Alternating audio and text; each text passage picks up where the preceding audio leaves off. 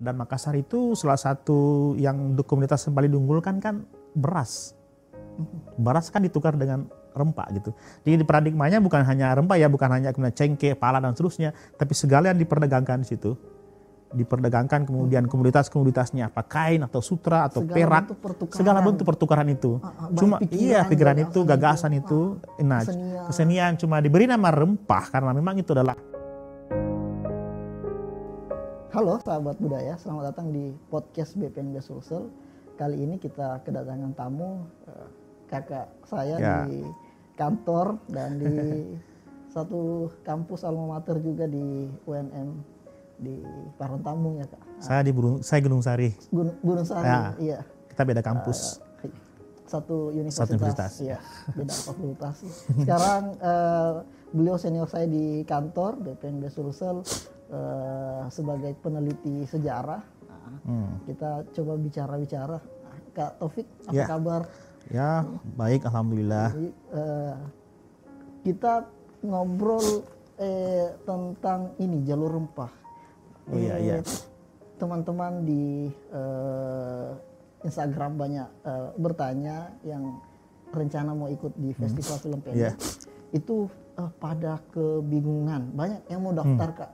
Tapi pada kebingungan jalur rempah kan topiknya tentang apa jalur rempah itu misalnya mungkin masih berpikir ya, apa? Masih meraba-raba mencari tema gitu, gitu ya? Iya, mereka kebanyakan memaknai tentang saya akan buat film tentang rempah-rempah makanan gitu. Nah mungkin Kak Taufik bisa sedikit. Nah pertama-tama dulu kita pahami dulu jalur rempah itu apa gitu. Sebetulnya jalur rempah itu sebuah istilah yang menyebutkan antara lintasan perdagangan yang menghubungkan antara Asia, Afrika, Eropa sampai Australia. Asia, Eropa sampai Australia. Lintasan peradaban itulah termasuk Indonesia sebagai peran kunci dalam rempah itu. Karena dalam sejarah Indonesia adalah pusat rempah di Maluku sana itu kan. Nah mengapa dikatakan jalur rempah? Karena abad itulah rempah menjadi komunitas yang unggul, yang paling mahal. Rempah itu dalam cerita-cerita di Eropa ya, bahwa satu pala itu bisa dihargai satu rumah gitu. Begitu eksklusifnya itu, mahalnya itu rempah pada masa itu. Satu biji pala? Ya dalam cerita-cerita ya itu kan ada beberapa buku itu menceritakan seperti itu. Bisa senilai itu. Kisahnya seperti ini ya, saya kurang tahu persis itu nama kapalnya ketika tenggelam itu. Hanya satu diselamatkan di kantornya itu pala, ketika dibawa ke negaranya itu bisa dihargai satu rumah, satu pala. Begitu mahalnya ketika itu. Dan nah ketika kemudian Konstantinopel jatuh ke tangan Turki, itu kan jalur rempah itu kan tertutup sehingga orang-orang Eropa mencari rempah gitu. Nah, masuklah ke Indonesia sebagai tempatnya rempah gitu. Nah, terbentuklah sebuah jaringan pelayaran perdagangan yang menghubungkan seluruh dunia, di mana Indonesia atau Nusantara adalah salah satu porosnya begitu. Nah, tapi kemudian jalur rempah itu bukan hanya rempah jadinya. Karena kedatangan pedagang-pedagang itu dari seluruh dunia, Arab, ada Tionghoa, ada dari Eropa, ada Portugis dan lain-lain sebagainya, itu kan membawa kebudayaan baru begitu. Membawa komunitas lain gitu. Masing-masing membawa kebudayaannya, latar belakangnya, agama, sehingga berinteraksi. Ada proses satu sama lain. Nah itu kemudian melahirkan sebuah interaksi di jalur-jalur rempah. Iya, sepanjang jalur rempah. Misalnya saya beri contoh begini, Sombaopu ya. Sombaopu itu sebelum perjanjian Bongaya kan ada di wilayah Sombaopu, Garasi Bayowa. Ini sebelum Piosa ya. Ini kan tempatnya, walaupun rempah berasal dari Ternate jauh di sana, tetapi kan kerajaan Goa yang besar itu bisa mengontrol perdagangan rempah di wilayah Makassar lebih murah dibanding daerah sana gitu, di daerah tempat asalnya. Sehingga Makassar menjadi tempat berkumpulnya para pedagang. Di sini ada orang Garasi, kan itu dari Gresik ada hubungan dengan Jawa, kemudian ada orang Melayu, ada orang Tionghoa gitu. Itu sebelum penjatuhan Sombaopu itu. Itu kan mempertemukan banyak suku bangsa. Artinya kemudian Makassar berkembang menjadi kota kosmopolit. Nah, dibuka dengan kondisi sekarang ini kan, apa kira-kira mau menarik dilihat itu kan? Ya, apa kira-kira itu teman-teman menarik tanyakan terus apa yang kemudian bisa saya jadikan referensi untuk kemudian dijadikan film. Kan biasanya kalau buat film ada percintaan atau tentang hubungan antar etnis ya gitu. Kemudian gimana cara menghubungkan dengan rempah. Nah, misalnya begini, saya beri imajinasi sedikit ya. Misalnya adik-adik memiliki riset kecil tentang sebuah kisah seorang keturunan Tionghoa misalnya, kemudian menikah dengan orang Makassar gitu. Ini kan pertemuan antara dua unsur berbeda. Itu tidak lepas daripada jalur rempah yang menghubungkan mereka gitu. Artinya adanya jalur rempah yang kemudian mereka datang bertemukan mereka gitu. Kayak begini. Mirip cerita di film film Makassar? Ati Raja. Ya, boleh juga kan kayak seperti itu misalnya. Mungkin ada kisah-kisah inspiratif bisa dilihat dari situ. Artinya begini, rempah itu tidak hanya perdagangan komoditas, tetapi pertukaran kebudayaan, pengetahuan, teknologi. Misalnya teknologi bikin perahu boleh juga sebagai bagian dari untuk melihat rempah itu, jalur rempah itu misalnya adik-adik kemudian buat film di daerah mana Bulukumba itu yang bikin perahu itu yang bagus kan? Itu bisa juga menjadi kampung Ara ya. Ada inspirasi baru muncul begitu. Yang jelasnya itu jalur rempah ini membuka ruang kemungkinan banyak hal untuk dikreasikan menjadi karya. Sekira sementara seperti itu apalagi yang dibutuhkan? Karena memang harapan kita film yang diproduksi oleh teman-teman yang akan nanti ikut festival film pendek itu Kak, bisa harapannya setelah nonton filmnya yang mereka buat nanti itu outputnya penonton bisa rasakan ada kebanggaan, ada muncul rasa kebanggaan. Oh ternyata sejarah jalur rempah di Indonesia demikian luar biasa. Tidak hanya sekedar komoditas ternyata melibatkan banyak hal, banyak pikiran. Dan bayangkan dari hanya komoditas rempah bisa menghadirkan ribuan kapal berlayar masuk ke wilayah Indonesia. Nah, apapun caranya mengemas film itu, yang poinnya adalah kami harapkan bisa membangun rasa bangga akan jalur rempah. Itu juga mengapa salah satu subtema dipilih kebanggaan jalur rempah dari Indonesia. Bagaimana menghadirkan rasa proud itu, kebanggaan itu. Itu betul sekali saya rasa. Mengapa? Karena memang kan jalur rempah ini kan jati diri bangsa. Jadi memperkuat jati diri. Artinya kan bahwa kita itu memiliki pengalaman historis yang panjang di mana Nusantara, Makassar, Sulawesi Selatan itu juga memiliki peran kunci itu kebanggaan sebetulnya. Nah, lupa tadi bahas, bukan hanya kemudian tadi sekedar cerita interaksi antara etnis, juga tradisi. Jangan lupa tradisi misalnya kemaritiman, mungkin tarian atau seni yang muncul yang berpadu akibat interaksi di jalur rempah ini. Mungkin misalnya karya seni atau apa itu bentuk tarian, bentuk apa, boleh jadi kemudian itu. Ini bisa saya kira banyak hal itu perlu dilihat. Saya kira untuk membuat film itu mungkin ada riset kecil dari adik-adik sekalian, teman-teman ingin terlibat di dalamnya, misalnya melihat ke pulau, ke pesisir, melihat tradisinya gitu. Itu misalnya begini, contoh misalnya lihat di Salemo ya, Salemo itu pulau Salemo itu di dalam map ya. Peta kolonial itu kan di sana ada Kampung Melayu, ada Kampung Makassar itu. Ya, pernah Pulau Salemo yang kita kenal sekarang, menarik kan? Di sana ada kuburan Tionghoa gitu. Itu bagus sekali. Itu bagian dari rempah, jalur rempah itu. Karena memang dia lintasan itu. Artinya begini, begitu banyak lintasan dilewati rempah.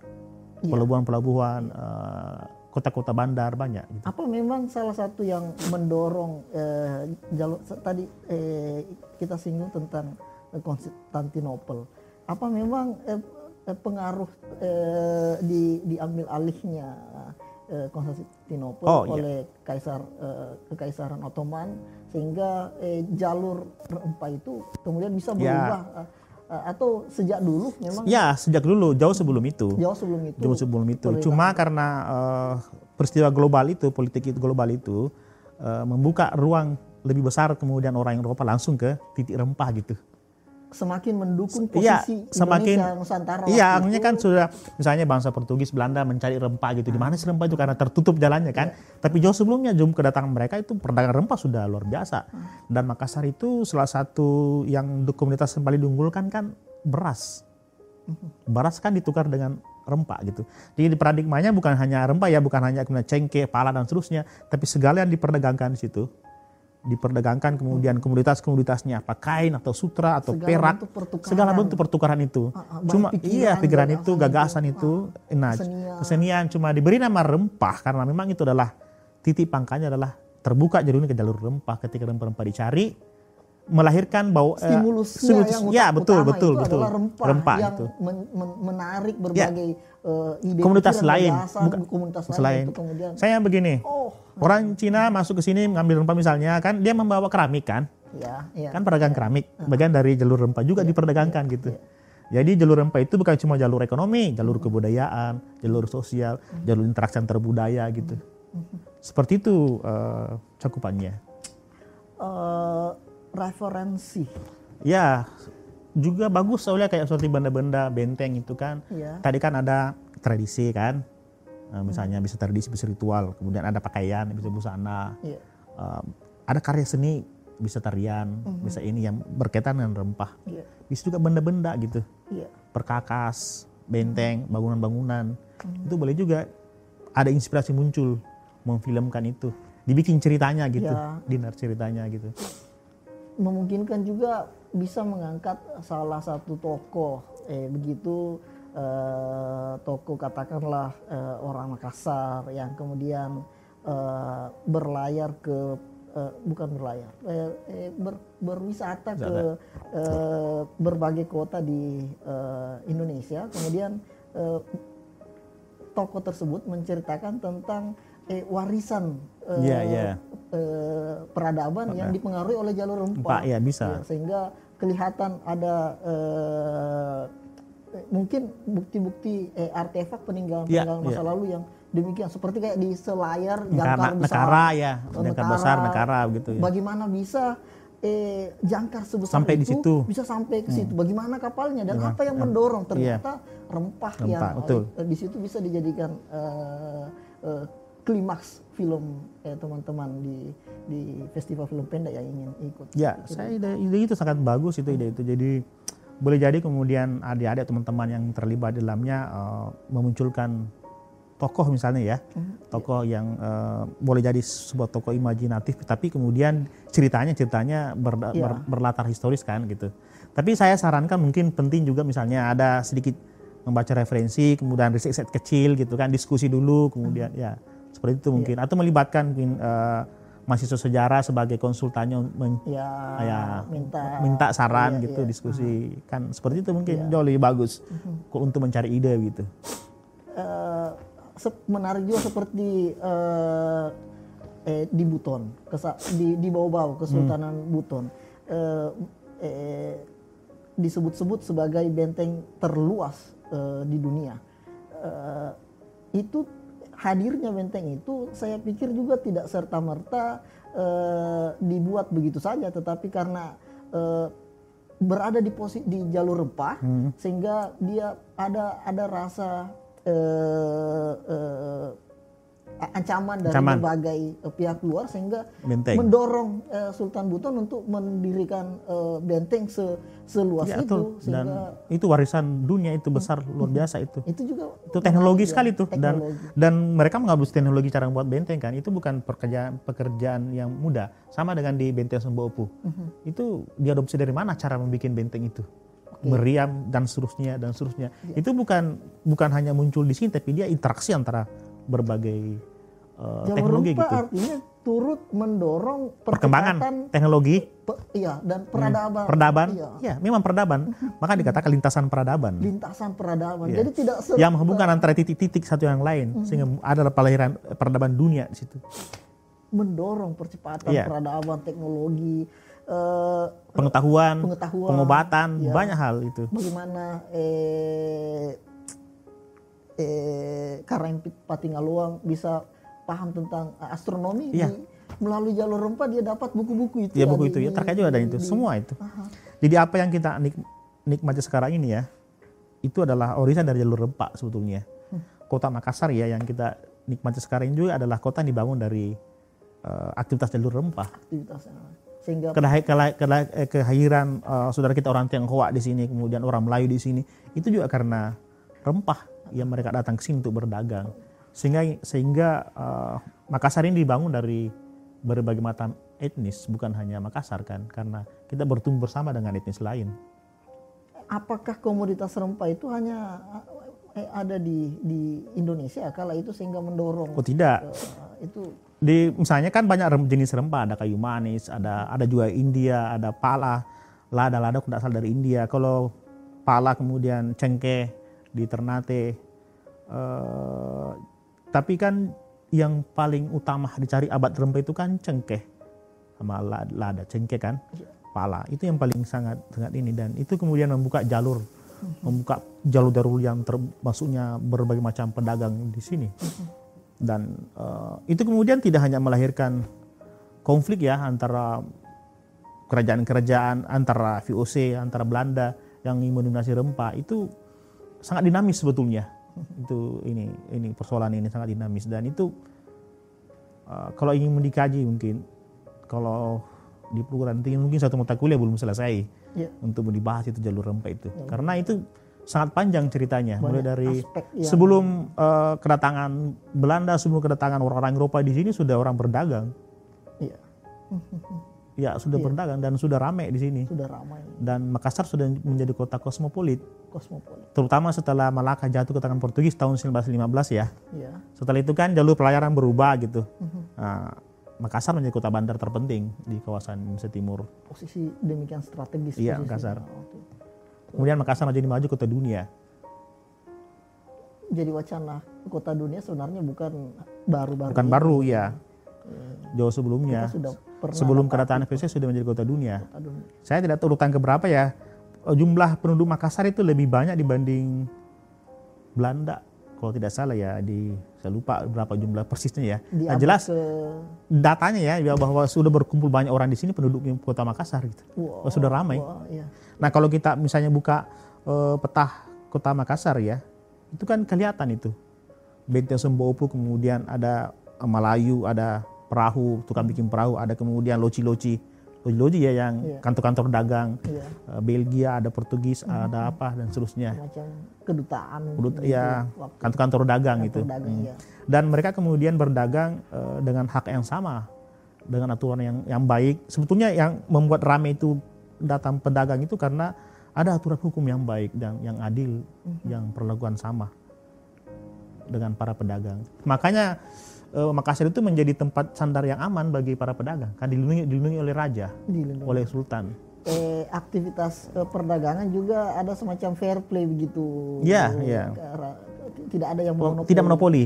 Monopoli. Itu kemudian berkembanglah Makassar menjadi kota sangat maju pada masa itu. Ya kalau saya sarankan, kalau untuk menciptakan sebuah karya dalam bentuk video mengenai tema jalur rempah ya, untuk teman-teman dan adik-adik itu bisa dilihat banyak hal itu. Pertama bisa lihat dari tradisi misalnya, mungkin ada ritual yang unik, yang menarik, tapi yang menghubungkan antara melintasan jalur rempah misalnya. Mungkin ada karya-karya seni yang bisa dilihat, dibikin cerita, diceritakan, dibuat ceritanya. Aktivitas sehari-hari juga boleh juga sebetulnya, itu warisan dari rempah.